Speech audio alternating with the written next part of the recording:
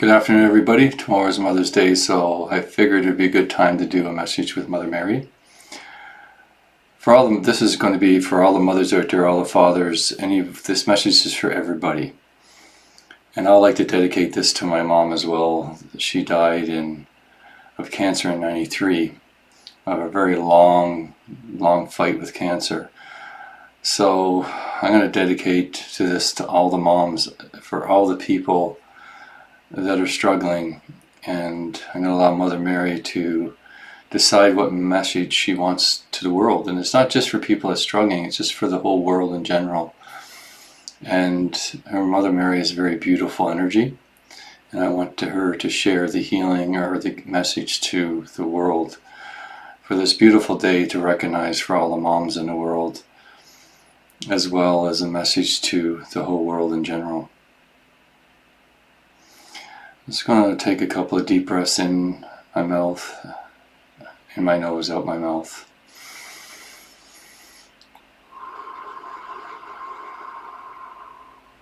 Allowing the energies of Mother Mary to come to me, her spirit to come to me.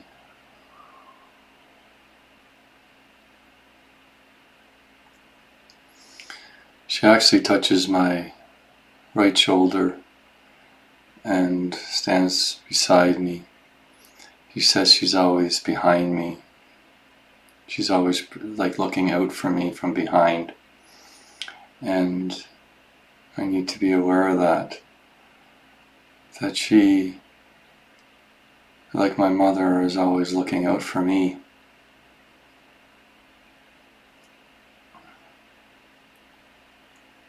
Her energy reminds me a lot of my mother, because her mother helps a lot of people as well.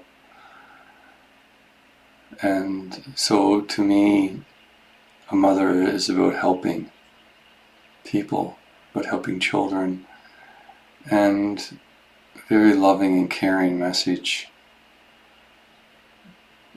Mother Mary's energy is so peaceful and so loving that you just know when she's around, and if you allow yourself to. She actually smiles at me and takes my hand. She puts her elbow out, and I put my arm through her elbow like this, and we walk together. And she likes it when we walk together. It should always be this way. It's like a man and a woman should always walk together. There should never be one in front of the other. They should walk together.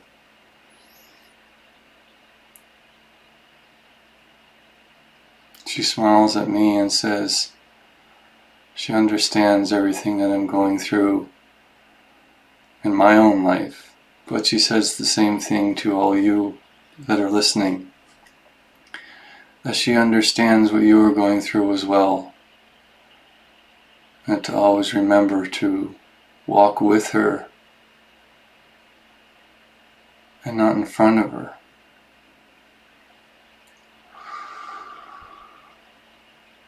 It's interesting because she come from behind, and I think she smiles at me, and that is not what she means, Joseph. She doesn't mean. And I understand that sometimes when their messages are coming through, it's a little hard to put them into words. She watches over people from behind, but what she means to walk together means to walk together in love and understanding and respect for all people. And she has amazing strength and an amazing ability to be a woman. And she's very proud of it, and she's so sad when she sees so many women that can't even look in the mirror. And the struggles that they go through, and I'm seeing different images of all kinds of mothers and all kinds of even relationships, and how the woman is treated, but how she treats herself. So she says, walk with me. She means walk with her in love and respect for yourself. Like, you shouldn't look on the ground, you should look straight ahead. You should be proud to be a woman, proud to be a mother, proud to teach your children love, teach your husband's love, teach your partner's love. She doesn't sit there and judge people for what sexual preference they have, is what she's saying. It's love and the understanding of what love is. She is not against a man and a man and a woman and a woman, or a man and a woman. She's about love for each other. So walk with me means walking with her in love and the understanding of people, of the human race. She shows me a bunch of pathways, and I look at the different pathways in front of us, and she asked me, which one do I pick? I actually open my heart, so I actually take my hands and do this, and the light shines on everything. And it says it doesn't matter which path I choose, as long as I wholeheartedly follow it with love. And it shows me that all these different pathways lead to the same place when you follow your heart. You could go this way and this will happen. You go this way, this will happen. You go this way, this will happen. And all the different directions, if you follow love in your heart, you will always end up in the right direction. But that's the interesting thing about free will, she says, that you have the ability to choose what way you want to go. But if you truly want love, then you're going to end up going and meeting in at some point, at that point, because that's the final outcome of what you're trying to seek. But the journey of life can take you really far and back in circles and all over the place to finally reach this point. And she says that is just life. That is what life is about, or life is about choices. Life is about accepting what you choose as the right path, the path that you want it. And she looks at everyone, and she holds her hands out like this, and she has light in each hand, and her heart is glowing really bright. Is you have to accept and believe in yourself about the choices that you make. Because if you believe in yourself and you believe that those choices are right, then you will always end up back at the same place in the end. So we can make a choice. We could either do this or do that or do this. We could pick any of these pathways, but they're all the right decision because you made that decision. You made the decision. So that is the right decision. It's as simple as that. You might feel like you made the wrong one. You didn't. You made a decision, and it might not have turned out the way you thought, but it was still the right decision. You might have to pick yourself off the ground. You might have to wait for a really, really long time. You might go in circles and circles and circles and circles. But if you continue to follow your heart, you will always end up where you need to be.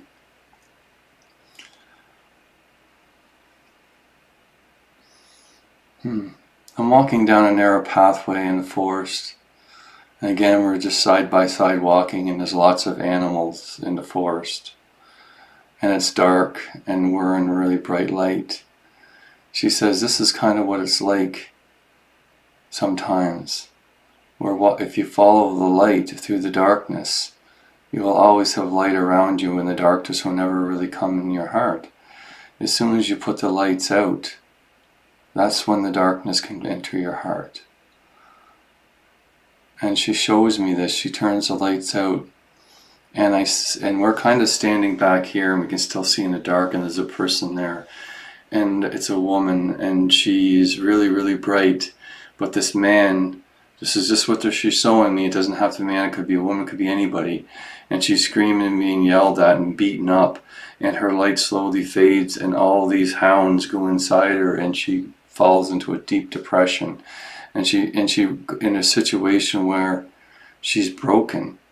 Now this man has control of her, and these hounds have control over her heart, and she's defeated. But then Mother Mary walks over to her and whispers in her ear, and she shakes her head, and she does this over and over and over again. And what she says to her is that you are beautiful, and you are strong, and you are pure love. And she says, just walk out the door and never look back. And she says this to this woman over and over and over again. And the woman looks to the bedroom, and there's a little child staring, and they're crying. It's a little boy. And she hears that message, and it finally sinks into her heart, and her heart starts to glow. And she takes the little boy, and she leaves everything and never looks back. And she leaves in looks like a different state. I'm seeing like what would be to New York to Los Angeles, for instance, but it's not Los Angeles, it's a little farther south. And to be just like that distance. And it's probably like San Diego, I believe.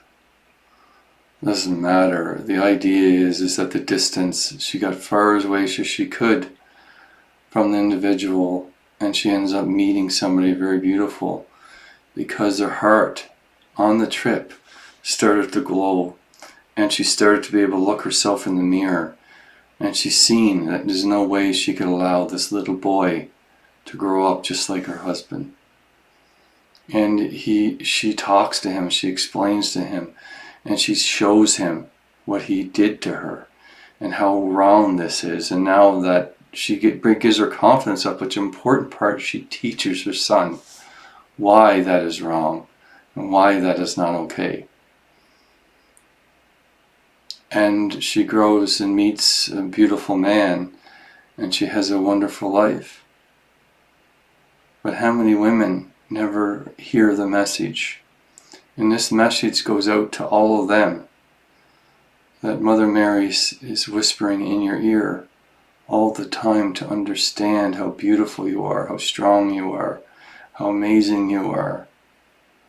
All you have to do is make a decision to walk away from a relationship like that.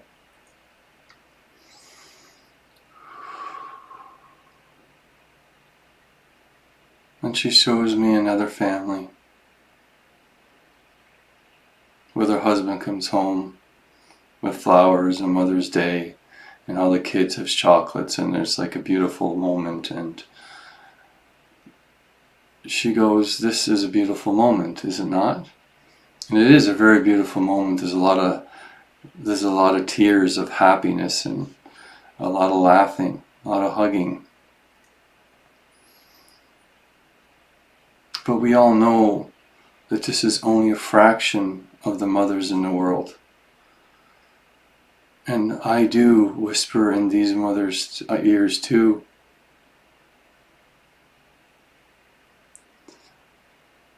But the message is for all the ones that do not hear the message. So it can be brought forward in a way that somebody else is speaking it to the world. It's not just me whispering anymore. It is me speaking through me to give you a message like this. And she says, even if it reaches one mother that I couldn't reach, then I'll be the happiest mother alive.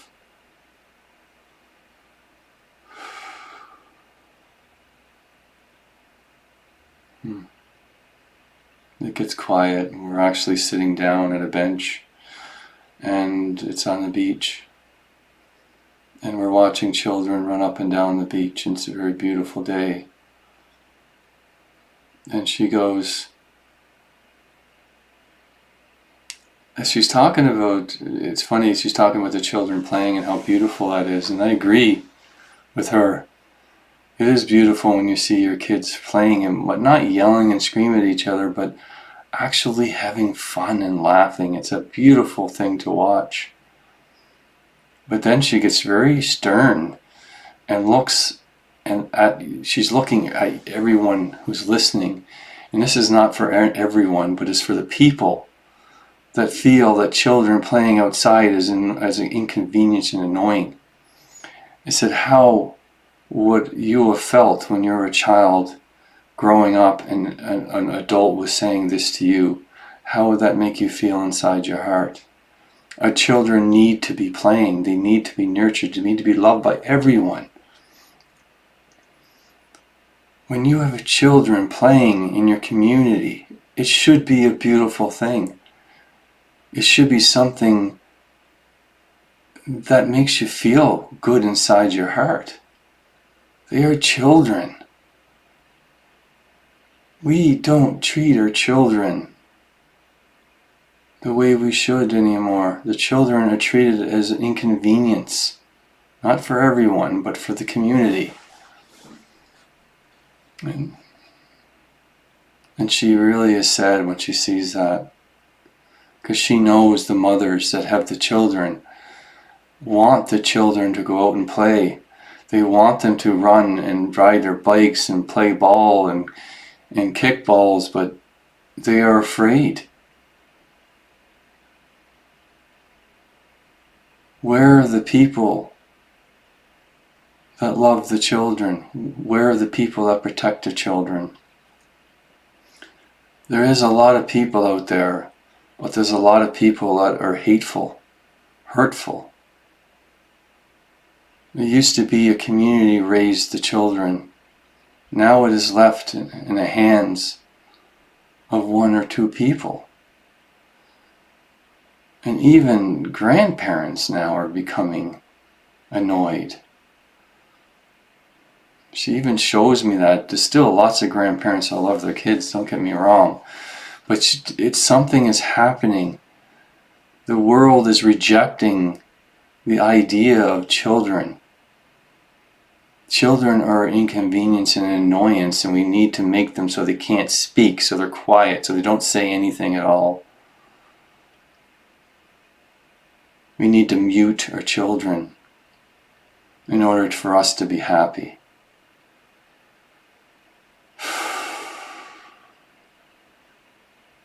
And she literally shows like a zipper across all the kids' mouth, and the parents smug and happy behind them.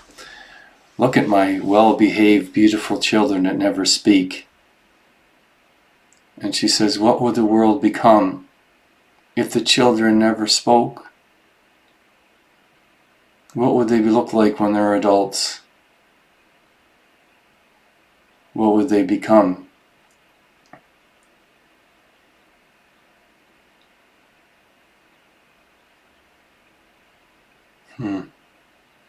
She shows me lineups of people going to work like slaves, not saying a word.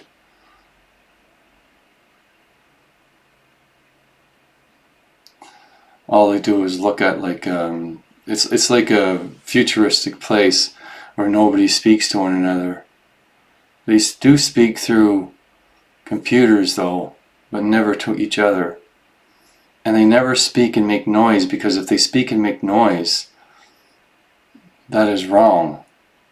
If they do speak, it's like through words, like if they actually type them out, and it's like, it's after a while these things learn what you want to say, so you reduce your vocabulary to a few basic words, like sentences that pop up that you just hit, so you start to type and it memorizes like what you type, so it actually brings it up. It's kind of like it is now, but this is on a whole nother level.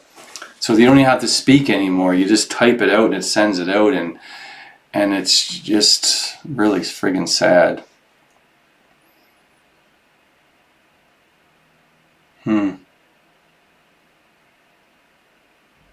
Is this how we want the world, or what the world to become? A world where people don't speak to one another, or don't even know how? This is what happens when we don't allow our children to play. We don't allow our children to speak to one another, interact, to meet new children, meet strangers that they never met before, to develop a relationship with that child. Each, like children developing and figuring out things that happen. Instead of us trying to manipulate everything they do, instead we used to allow the children to go out and play and interact and have their own experiences. And this creates a strong individual, a person that can handle complex situations that the world is full of.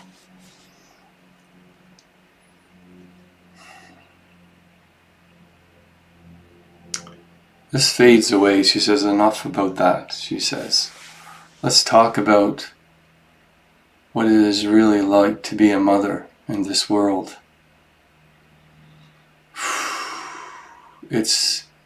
Something is changing, and it's not for the better, she says. There's people out there that say that when I was growing up, my kids never did that, or my kids never did this. And she's saying that things have changed, and the people that are older do not understand what has changed in the way, how children are affected by this change, and why they are the way they are. Like there's a change in the world that's happening, that there's certain generations that just don't understand, and they're not going to, because they're just looking at parents like they're doing something wrong, and they're not doing anything wrong. If anything, they're going well above and beyond what they did, but it still doesn't work. And it's confusing for these people. Well, why? Like, and they try to do something and it just doesn't work. Like what used to work on kids don't work anymore. And there is certain kids that will fall into that category the way it used to be, but there's ones that will not. So we as growing up, we did certain things, and our parents did certain things to us to get us to do certain things. And they could say, well, just beat your kids, and that's, spank your kids or whatever, and they'll come in line. But that doesn't work, though. And that's what she's saying, is that you see there's a person that will beat their children, but the children will react in a different way. And it's complicated, she says. But this is, again, one of the problems when we don't allow our children to play outside and interact. It changes them. It changes them. And not in a positive way sometimes. In some ways they become very lethargic, they have social issues. There's all kinds of things that can happen. And that's not even talking about all the health issues that are with kids now that never. It's just on and on and on and on and on. So she says, to be a mother now is so different than 100 years ago. And she shows the mother juggling ridiculous amount of things. And still not good enough in the eyes of most in the world. People still look at it, you got to do more, you got to do more. And it's literally parents and grandparents that are saying this to their grandkids and to their children that have children. It's like they're not understanding, but the parents are trying so hard in so many different ways, but they're still, their grandparents and their parents don't really, so their father and their grandfather. So the kids is great, you know what I'm saying. I could go into trying to different generations, but it's just, they don't understand.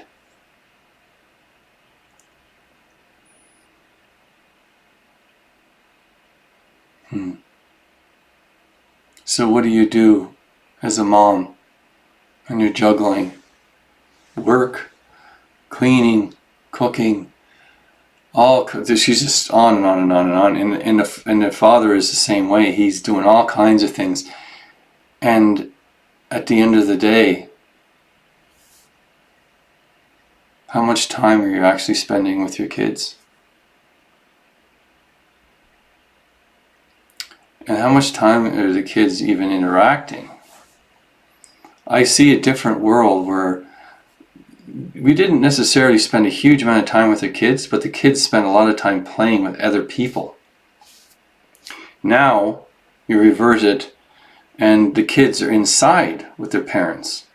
So the parents actually, in some ways, are spending a lot more time with their kids, but it's not positive time, because a lot of the times it's somebody's on a computer, like it shows a whole family in the living room and nobody's actually talking to one another. Or it shows that there's some in the basement, some in the living room, and some upstairs in the bedrooms, but nobody's talking to one another. Nobody's spending time with one another. The kids aren't going outside and playing with one another.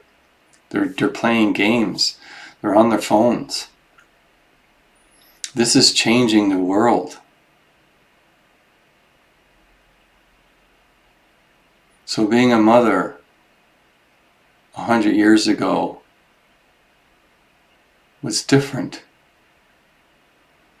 So she actually pats all the women in the back, and she gives you a kiss in the cheek and says, do the best that you can do. Do the best that you can do. And that is correct. Don't try to follow any model.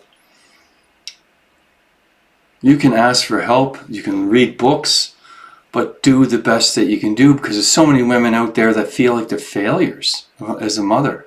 They failed at being a mother. But you're not failing. The world is different. The world is confused. It is hard to be a parent nowadays. It always was difficult to be a mother. But now it is even more, it's so different and it's so complicated. And there's so much more going on. And there's so much more expected from yourself.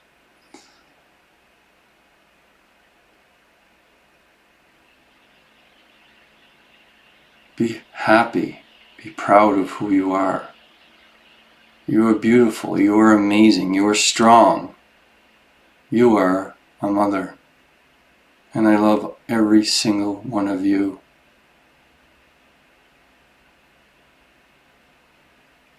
And I'm always in your heart.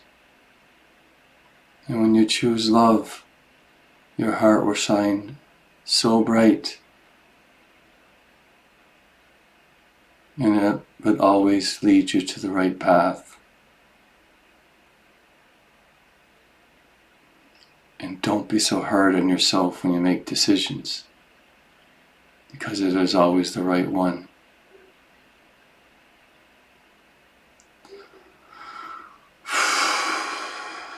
Thank you very much, everybody.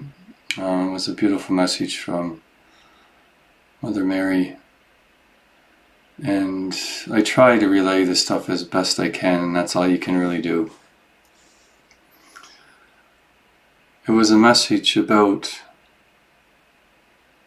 choices, about being proud of what you are and who you are and the choices that you make, and just own it.